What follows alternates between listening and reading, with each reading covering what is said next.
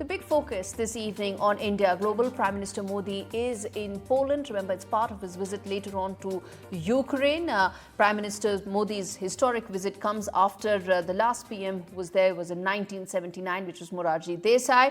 He held talks with his Polish counterpart, Donald Tusk, and India and Poland also upgraded their ties to a strategic partnership, and it was a 360-degree focus which included defense, trade, social security, amongst several other aspects. Prime Minister Modi also paid tribute at the tomb of the unknown soldier, and the visit was also meant to strengthen ties with the European Union. Before I get in my colleague Vishnu, who's on ground tracking this important visit, let me first get in sound bites and what really Prime Minister Modi and his Polish counterpart said, where Prime Minister Modi also spoke about how this is not an era of war and how peace and diplomacy needs to be really given a chance. Listen into those important sound bites, then we get in Vishnu to tell us more.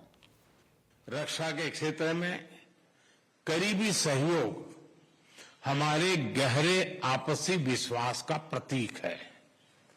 इस क्षेत्र में आपसी सहयोग को सुदृढ़ बनाया जाएगा। Innovation और टैलेंट हमारे दोनों देशों की युवा शक्ति की पहचान है। स्किल्ड वर्कफोर्स की भलाई के लिए, स्किल्ड वर्कर्स की भलाई के लिए और मोबिलिटी को बढ़ावा देने के लिए दोनों पक्षों के बीच सोशल सिक्योरिटी एग्रीमेंट पर सहमति बनी है। फ्रेंड्स, भारत और पोलैंड अंतर्राष्ट्रीय मंच पर भी करीबी तालमेल के साथ आगे बढ़ रहे हैं।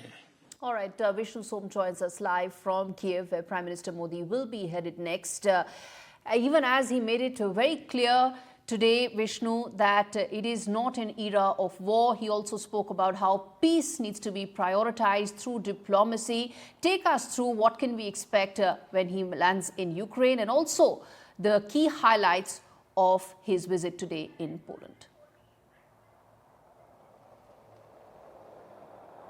Well, I think tomorrow is going to be a key day to see just whether there is some sort of a major solution which India has thought up. Out of the box is a phrase that I've been using non-stop for the last couple of days, but I do believe it appropriately sums up what most of us are hoping for, that there is some sort of a solution, some sort of thinking which is not conventional, because at this stage the entire war between Russia and Ukraine is really sort of stuck. Both sides are playing a dangerous game of brinkmanship. They're suffering huge casualties on either side. Tens of thousands of soldiers have been killed. The economy of both countries very, very badly impacted. The global economy has been impacted as well. India has political capital here in Kyiv. We've got political capital in Moscow as well. And therefore, can there be some sort of a solution which is acceptable to both sides to get them in right earnest onto the negotiating table? What would the contours of that actually be? Would there be a trade-off of territory, for example? In the last couple of weeks, Ukrainian soldiers have gone into Kursk, the first time that anybody has invaded or gotten into an incursion of Russia since the Second World War. On the other hand, Ukraine has been losing territory more and more steadily on the east, in the Donetsk and the Lugansk front. So could there be a trade-off where you stick with, Russia sticks with what they have on the east and they do not expand any further while Ukrainian soldiers come down? Now that is a solution which at the moment is not acceptable to Ukraine, who say that, look, every square inch of our territory is important. But then, there is a process of give and take which has to be established, and that certainly goes for Russia as well. For example, the Crimea, which was annexed by Russia, the Ukrainians feel very strongly about that, and that took place in 2014. Would that be a possible part of the solution as well? It has to involve some level, many say, of a territorial swap, or both sides agreeing not to expand further. So will that be a possibility? We'll know tomorrow. The PM is going to be here tomorrow morning. It's going to be a short trip. He'll be meeting the Ukrainian President Volodymyr Zelensky. Will there be a joint statement between both sides? That's unclear at this stage. But that would be important, because that would be an indicator that, there has been some sort of agreement, perhaps looking ahead at the future. But India is very clear, not an era of war. It is very much an era of coming to the table and ensuring that dialogue and diplomacy can solve this horrible conflict. You were also asking me about Poland, a very important visit. Both sides have now raised the level of that equation to a strategic partnership, whether it's Polish support in defense, Atmanirbharta, number one. Number two, artificial intelligence, green technology. These are all areas that Prime Minister Modi spoke about and invited Poland to actually be a part of. So let's see where India and Poland go with that relationship. But 45 years after an Indian Prime Minister visited Poland, it is a very important visit indeed at this stage. But let's come back to Ukraine briefly. Rajiv Gupta is known as the Pharma King of Ukraine, a man who came to this country with $200 in his pocket. He now accounts his company, Kusum Enterprises, for more than 40% of the sales of all Indian manufactured medicines in this country. It's a company which has continued to work throughout the war.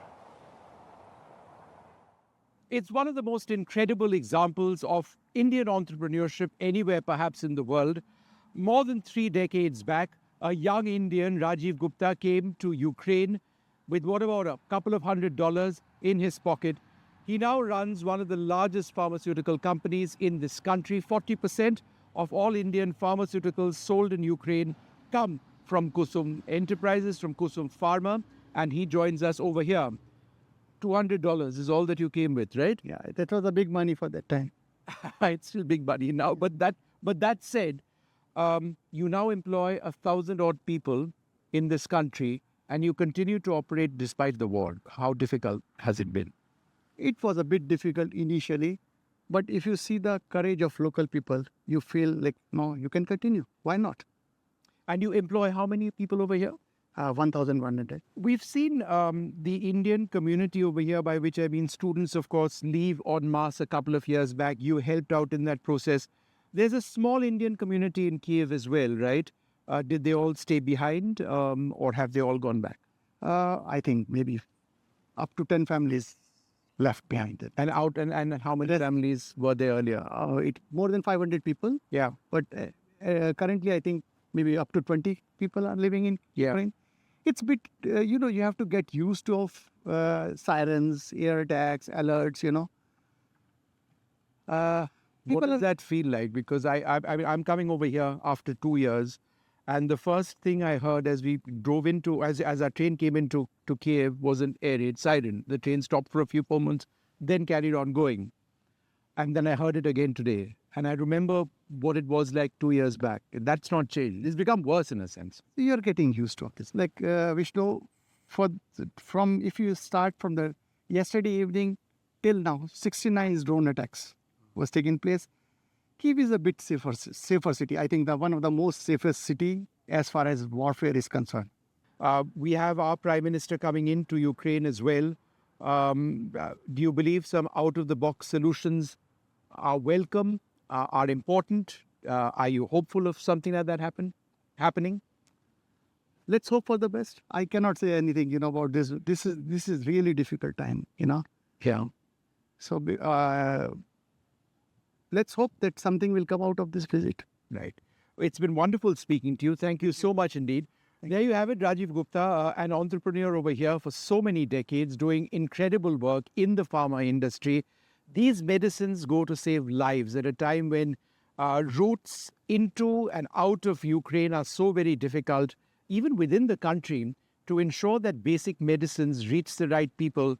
It's saving lives in a very direct way. Thanks very much. Thank you for speaking to us. Thank you very much. Indeed. Thank you. Let's also listen in to this conversation that my colleague Uma Shankar Singh had. In fact, he spoke from the tomb of the unknown soldier, where Prime Minister Modi also laid a wreath. Take a look. This is the memorial of Poland's unknown soldiers who sacrificed their lives for Poland in different wars. This includes Polish soldiers who lost their lives during the First World War and the Second World War. According to information given to us here, during the First World War, when such guns were used, that the bodies of Polish soldiers who lost their lives on the war front were mutilated, and it was not possible to identify them.